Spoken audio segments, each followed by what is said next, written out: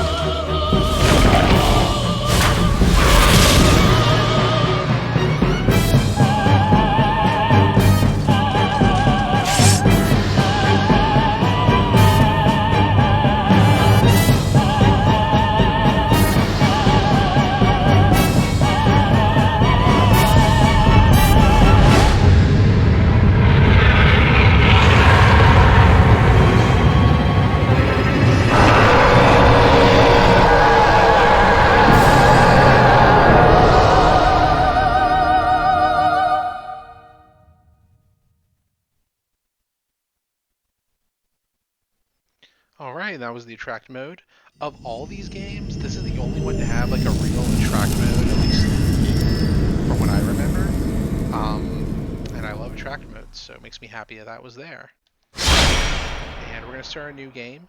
I was actually supposed to be in bed over 2 hours ago at this point because I have to be at work super early. So we're just gonna do the intro opening stage. So it's gonna be a really short episode, but every episode after that will be one full area, 1-1, 1-2, 3-1, whatever. You know what I'm talking about. It's gonna be similar to the Bloodborne episode where it's gonna be ideally one boss, one area per episode. Now, for those of you who may or may not know, the original Demon Souls online servers went offline about 3 years ago, or gosh, almost 4 years ago. I'm pretty sure it was end of February 2018. Like Bloodborne, if you watched my series on that before, Bloodborne, lets you drop player messages, it lets you view people who died, it lets you see ghosts, it lets you do multiplayer, you can invade people, you can help people, and that went offline for the original PS3 version. But when you emulate it, or when you set a certain when you do certain internet settings on your PS3, if you're playing that version, you can do fan made online servers. I'm going to be using that when we play. However, there is an issue with them today. They are not working. Just my luck on the day I'm starting the game. So that's fine. So just this episode, we're going to go with no online. Hopefully that'll be fixed by the time we get to the second episode tomorrow or the day after. but normally there will be online notes.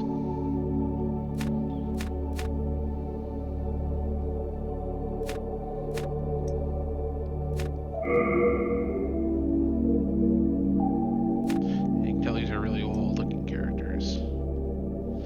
Now, now Bloodborne, I'm kind of, I wouldn't say an expert, but I'm very experienced in Bloodborne, right? I've played it 8 times. I have only played Demon's Souls twice, and all these other games like once or twice. So I'm not going in knowing as much as I do with most of these. So I'm not decided. So I haven't done any research. I'm kind of doing this halfway blind.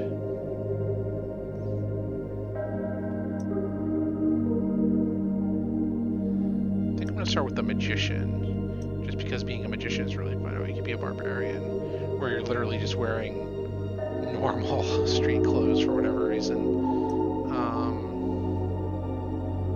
Oh, we're a thief.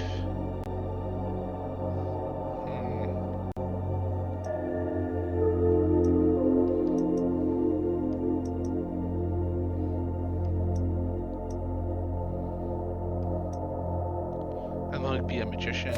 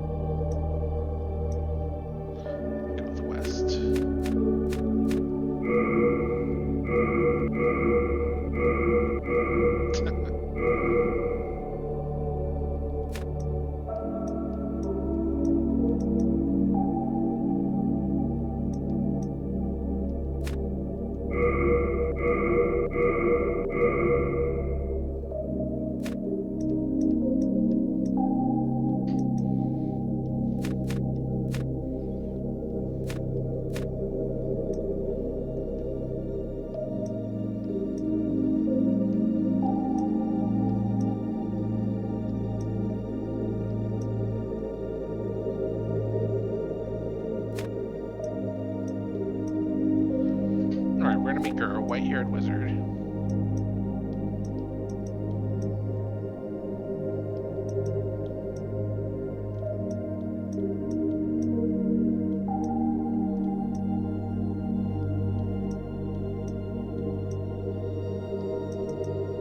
Alright, we're just gonna give her that kind of hairstyle, I think. Give her red hair, because I like redheads.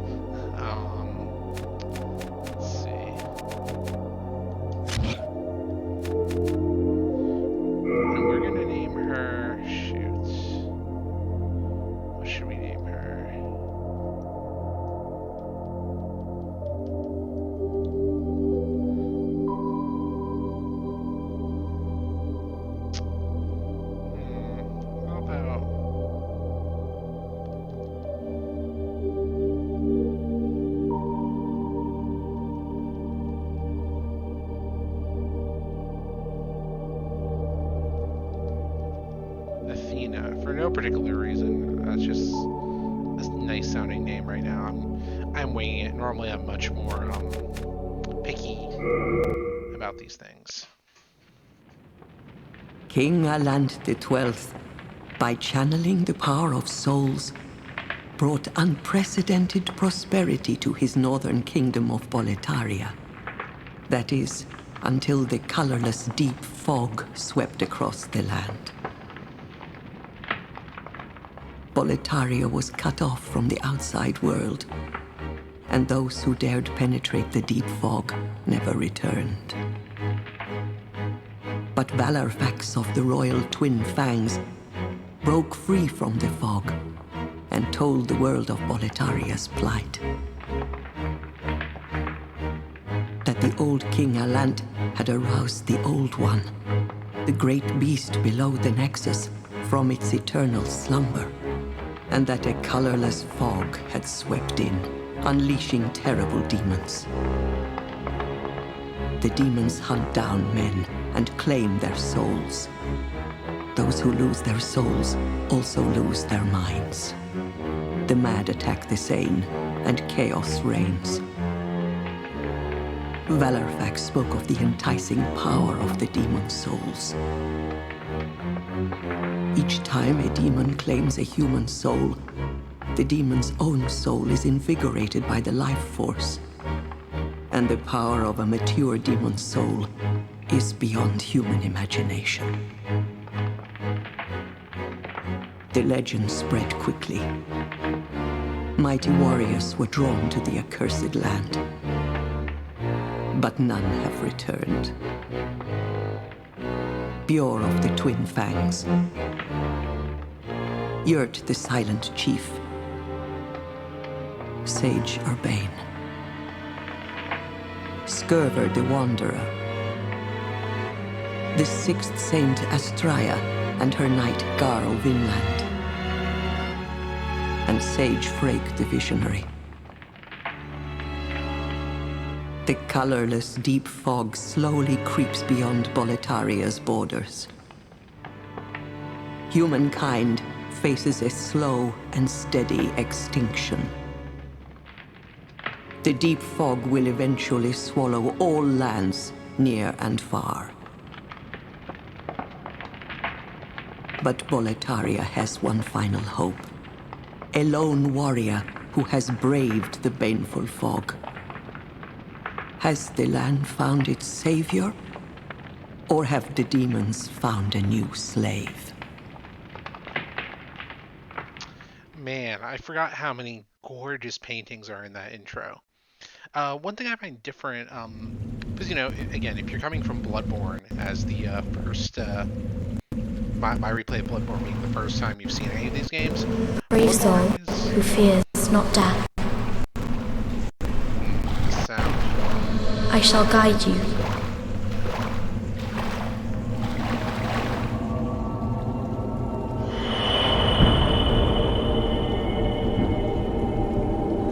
So that you may lull the old one back to slumber.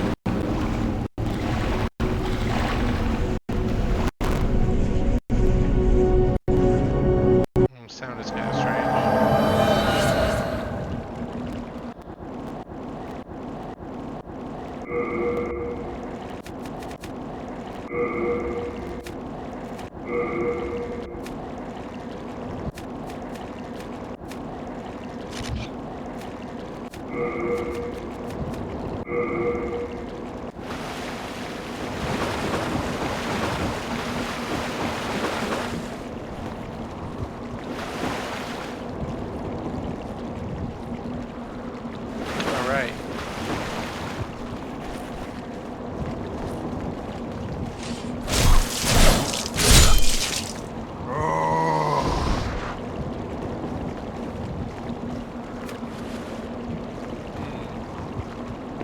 Oh yeah, busy. I'm a magician, so we can throw things. Alright, so...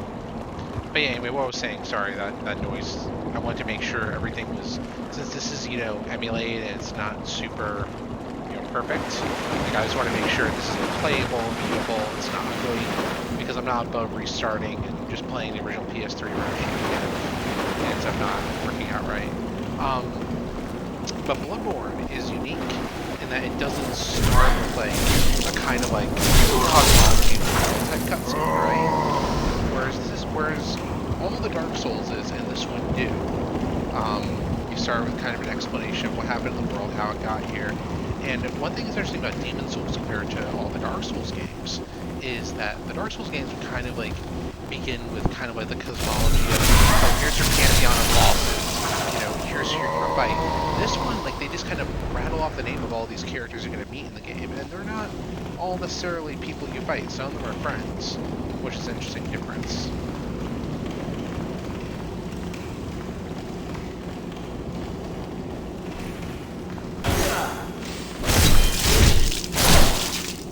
And one thing some of you may know better than I is that Demon Souls, well, all these games, including Bloodborne, they're very, very heavily inspired by Berserk. Like Hidetaka Miyazaki, the kind of the genius behind these games for the most part, he really loves Berserk, and like there's Berserk references and everything. Walteria is just straight up the kingdom for Berserk. I haven't like really read that much about Berserk, so I couldn't tell you. I couldn't point out every reference when I see it, but there are some things, you know, that are really obvious. And as you can see, remember in Bloodborne, I spent a lot of time looking at far-off locations, seeing how pretty everything is, because everything's clearer playing on, you know, PC with a higher resolution. You can really see everything that's far away. It's great. And those arsos in the back, those kind of remind me just a little bit of the weird totems in the Hunter's Dream that you've seen me zoom in on before. It's a gorgeous skybox.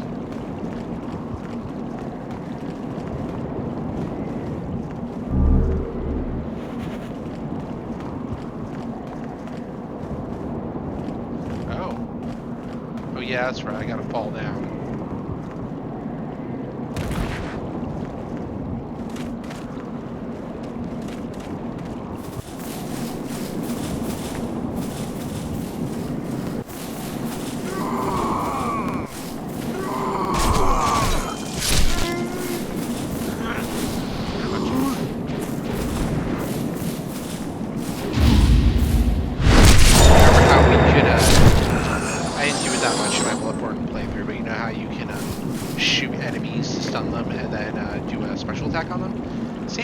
Except it's with the parry with your shield, because you know this is a much more medieval setting than Bloodborne was.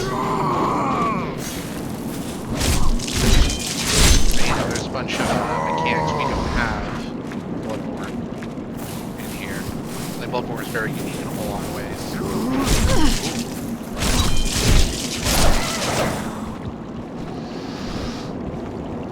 And this is how we heal. It's called Crescent Pass.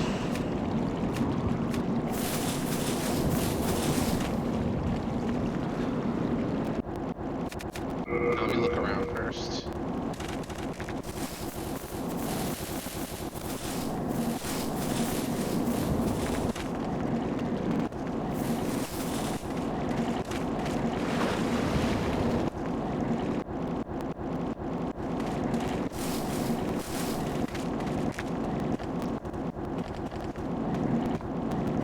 Sound effects are kind of weird. Hopefully it's just this area.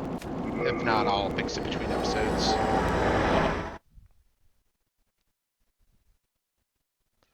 She's going to be important.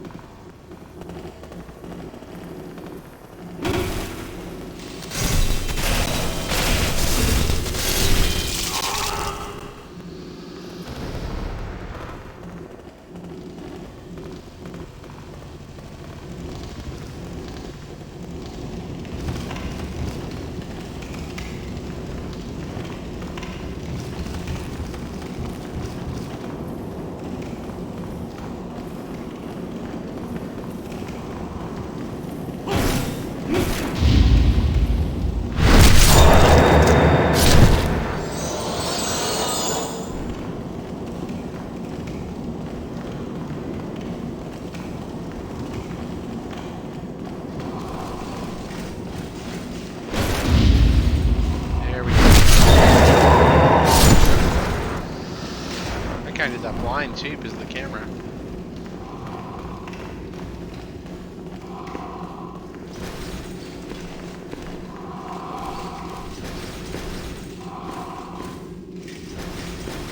Come on.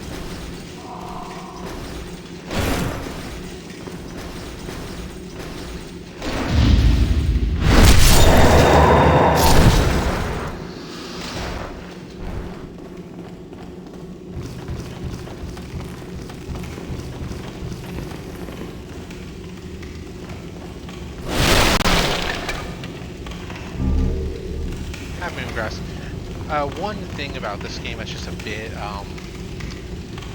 frustrating compared to newer ones is that you have a million different healing items and you have to equip them all individually to use them.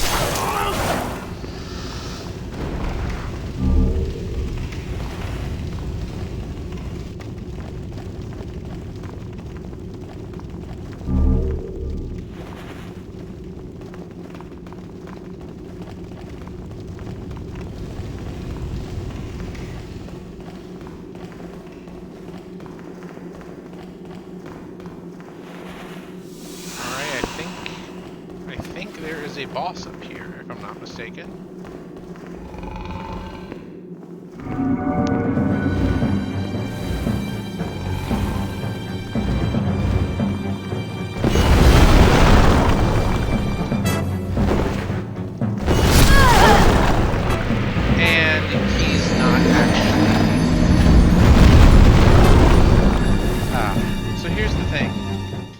Boss you're meant to lose against.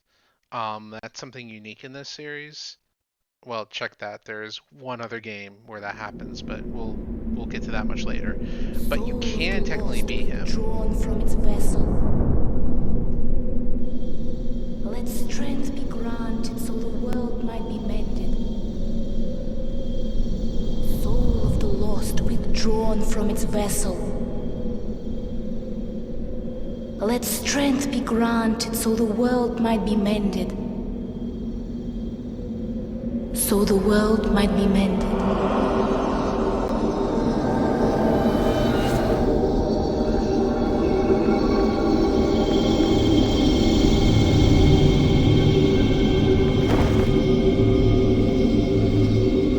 This is the Nexus. It holds together the northern land of Boletaria. Recognize that voice? Thou canst not exit the Nexus, but each of the 5 archstones will connect them to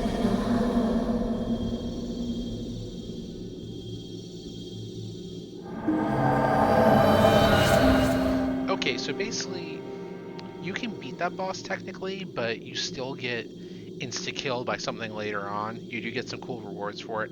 I've never done it, but there are people who are good enough who can do it.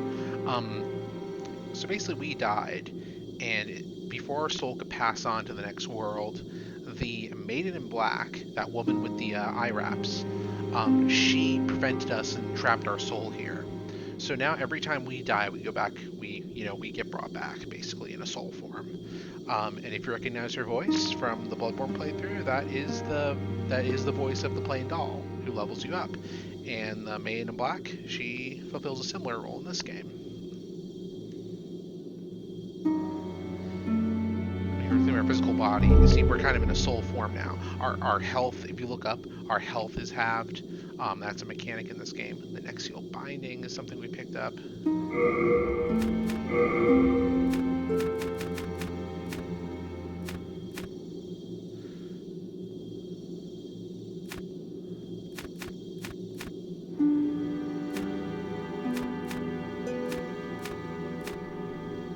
And that's kind of like the equivalent of the Hunter's Mark, where you can use it to go back to the Nexus while your souls are gone. So we're in this world, and who knows where I think the Maiden is gone until you beat the first stage, if I'm not mistaken.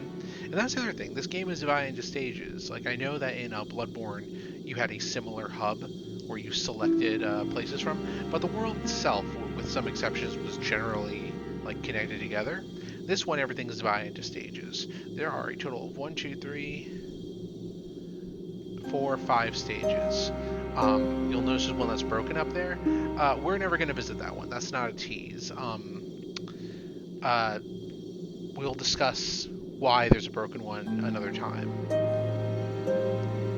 But so what we're going to do is we're just going to talk to the people here, and then we are going to end the episode.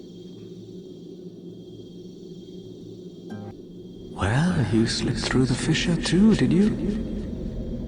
You came for demon souls? Or to save this land and be remembered as a hero?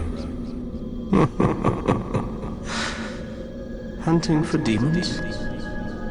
Try one of the archstones.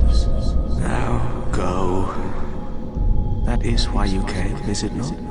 To this accursed Boletaria. Alright, and he wants us to go to a world. Now, I think we can only start with the first one, but I'm not sure. Let's talk to these other characters, though. I'm Stockpile Thomas. When the scourge came, I didn't know what hit me. When I came to, I found myself here, in the Nexus. My wife and daughter fell victim to the demons. But I would be worthless in battle. At the very least, I hope to lend my assistance to you brave slayers of demons.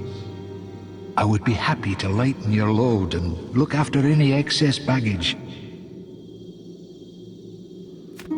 Alright, so we can have him, like, hold things for us if we want. There's really nothing I want him to hold right now, though, so, you know, that's alright.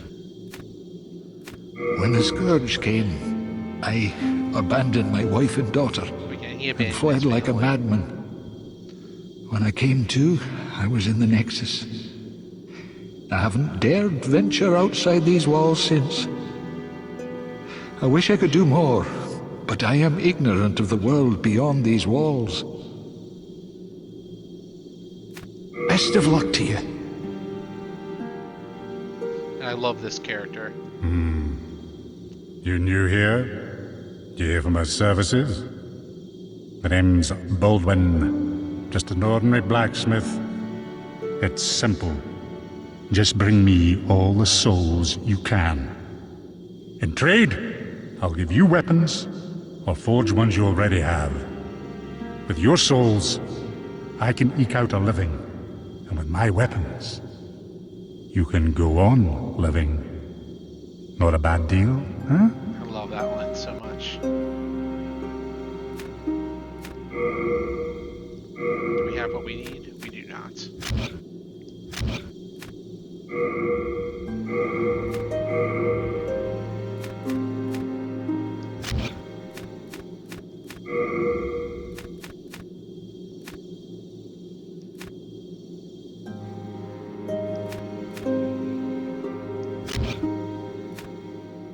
Do come back alive. I need your business. And is there anyone else in the Nexus right now? I think... Oh, that's right. Oh my. How has this happened? Has God abandoned us for failing to show proper respect to King Alant? Oh, Mbasa. Oh, Umbasa. That is the phrase indeed. Oh, Mbasa.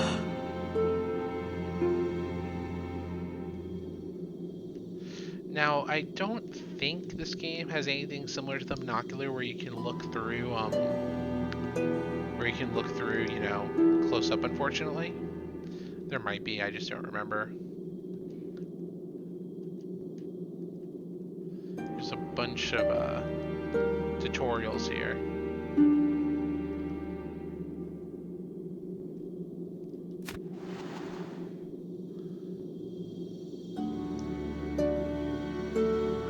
Everyone for now. We will be able to bring more friends here. In Bloodborne, like the Cathedral Ward and the Hunter's Dream, they were kind of like a split version of the Nexus, because like the Hunter's Dream was like the Nexus in that you could, you know, level up there and teleport to other areas and do other like menial tasks, but it's also like Cathedral Ward in that every time you save someone, they come back to the Nexus.